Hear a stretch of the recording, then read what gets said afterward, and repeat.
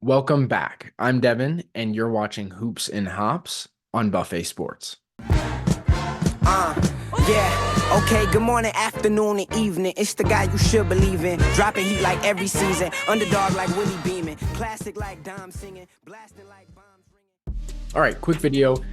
Just game one happened of the Celtics Pacers series last night. We have the game one of the Western Conference Finals tonight. I'll be watching that, and we'll get a kind of similar video overviewing the series and game one later on in the week. But we're sticking to the Pacers Celtics series today. Quick video today.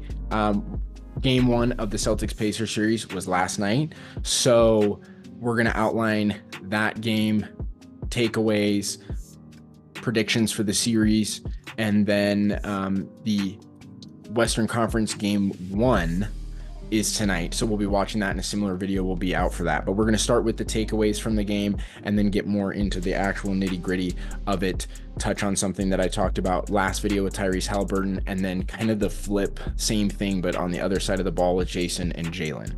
Starting with our takeaways. I'm not so surprised by this game. I was a little bit surprised by the betting numbers, the spread being 9.5 and then ended up being 10.5 right before the game. It didn't move in almost 2 days. I was kind of surprised by that. No Porzingis, and we know the Celtics are a sleepy team. They're coming off of a long stretch of rest, while the Pacers are coming out of a really high intensity environment of a game 7 and are, locked in, ready to go. So I'm not terribly surprised that the game went to OT in the fashion that it did. Maybe not OT, but it ended in the fashion that it did, because like I said, the Celtics are a sleepy team. They fall asleep at the wheel all the time, and they are supposed to be in the driver's seat through the duration of the series, but they're going to have slip-ups. While the Pacers are, like I said, they're coming off of that game 7 where they're completely locked in and they're running off that high. They're a young team. They're a fast team. They're a sets team rather than a plays team. This was the recipe to win game 1, steal game 1, and make this kind of a series. Now, I have been saying that it's going to be 5. I think this is Celtics in 5, and the chance that the Pacers had to take this to 6, possibly 7, was game 1, and they missed it. I think the series is going to play out along the lines of the Celtics taking game 1 and 2. We had the really close game in game 1. They're probably going to have a 20-point blowout in game 2, I'd imagine, once the Pacers are kind of off that high from game 7 now.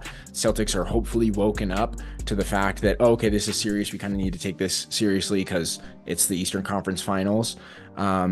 They'll ultimately win, I think, games 1 and 2, and then be like, okay, we've put them away. They're just going to roll over and die. And of course, they won't. The Pacers will not. They'll win game 3, and then it'll be game 4 Celtics by a pretty good margin there. And then it might be a tight game 5 back in Indiana, but ultimately the Celtics should win that game and advance to the finals. Getting into the more specifics of the game, I talked about in the last episode that Tyrese Haliburton needed to have the ball in his hands, and that it wasn't going to fly against a Celtics team where you're just delegating all the time. And he did exactly that. And the opposite happened for the Celtics. So, obviously the big sequence there, Tyrese Haliburton blocks Derek White at the 3-point line and then hits that James Harden double step back hero shot that was just huge. The momentum really switched there. Obviously, NBA games are choppy towards the end, because if it's close, it turns into a foul game. If it's a blowout, a lot of times there's some sort of a burst of emotion, so it's choppy. NBA games are not smooth through the end. It's rare that you get an NBA game that's smooth in the last 5 minutes. But to that point, this is what I'm talking about when I say the Celtics just have maybe too many weapons, because it's anybody's game. And while that's great, you need that hierarchy, especially in the playoffs, of like, okay, time's winding down. Who's going to have the ball? Who's going to get us our shot? And are we going to we're willing to live with this guy taking the last shot, or, in a shot clock, an important moment, whatever. We want this guy taking the shot. We're okay to live with the result. And there isn't that guy to me with the Celtics. Jaylen Brown always generally opens the game with a personal 9-0, 8-0, something along those lines run. And then a lot of times is the guy who ends up finishing the game, stepping to the line or making a play defensively. There's always this collective sort of tenseness whenever Jason Tatum has the ball late game. You can certainly, I'm sure you can feel it in the stadium or in the arena. You definitely can see it on TV. There's this tenseness from everyone on the court of, is he gonna hit a step back three and, run this game, or is this gonna be a dud like his shot from the top of the key, where you're tense, and then it clanks off the rim and everyone in the stadium and at home goes, oh. And I'm sure every Pacers fan was like, yeah. But ultimately, Jaylen Brown ends up with the ball in the corner and knocks down that three. More power to him. I think you could have lived with it as the Pacers, with fouling him. I don't think he goes to the line and knocks down all three of those free throws, but you live with it. You decide not to foul. It was a great contest. Good defense, better offense. Then you go to OT, and still the Celtics, it felt like they were kind of on the ropes until the very end. Again, Celtics in 5. Is it going to be pretty? No. Are there going to be moments like this throughout the series? Yes. Will we have another game this tight? Probably not. But I'm sure we'll get at least 2 more games that come down to the wire and are a 4 3-point game.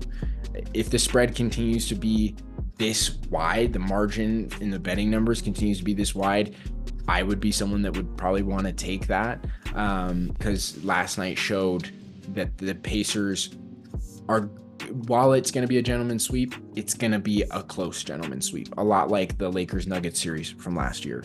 Couple other things here. I still hate watching Andrew Nembhard play basketball.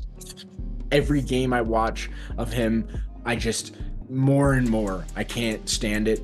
Welcome to the playoffs, Drew Holiday. This is his first 20-point game in the playoffs. His first 20-point game in the playoffs. So welcome to the playoffs, Drew Holiday. He's going to be a huge piece to the puzzle in this series. He ended up in the game 10 for 16, 4 for 8 from 3, hitting all 4 of his free throws, put in 7 rebounds and 8 assists with 3 steals and 28 points in the box score there. Like I said, he's going to be a big factor in this series, both on the offensive and defensive, and most likely going to be guarding Halliburton. He's going to be a pest. He's one of the best on-ball defenders, perimeter defenders in the league, and Halliburton's going to have a hell of a time dealing with Drew Holiday.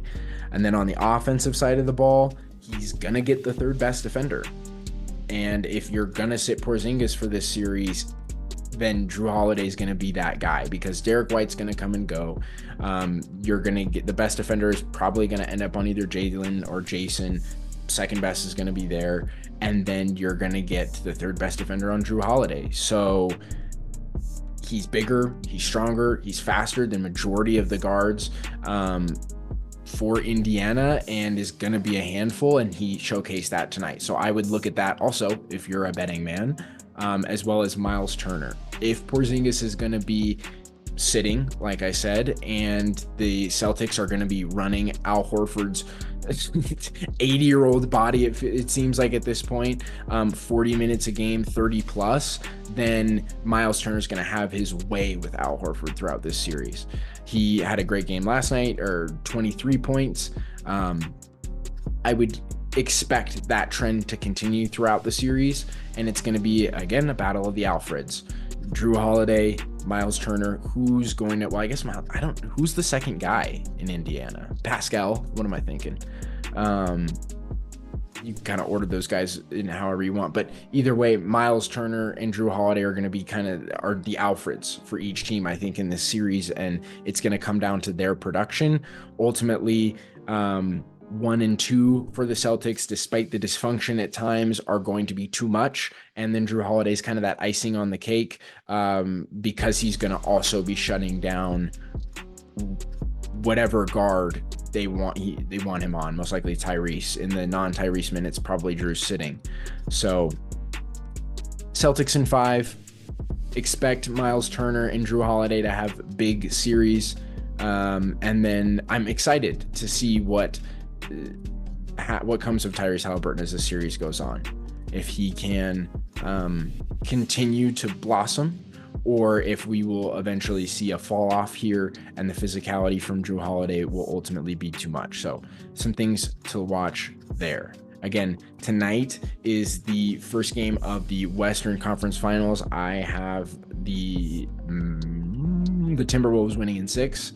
We'll get more into that later in the week. So I'm Devin, and you're watching Hoops and Hops on Buffet Sports. If you want to catch more of us, you can see us on YouTube, TikTok, and Instagram at buffet.sports. We post every day, if not twice a day.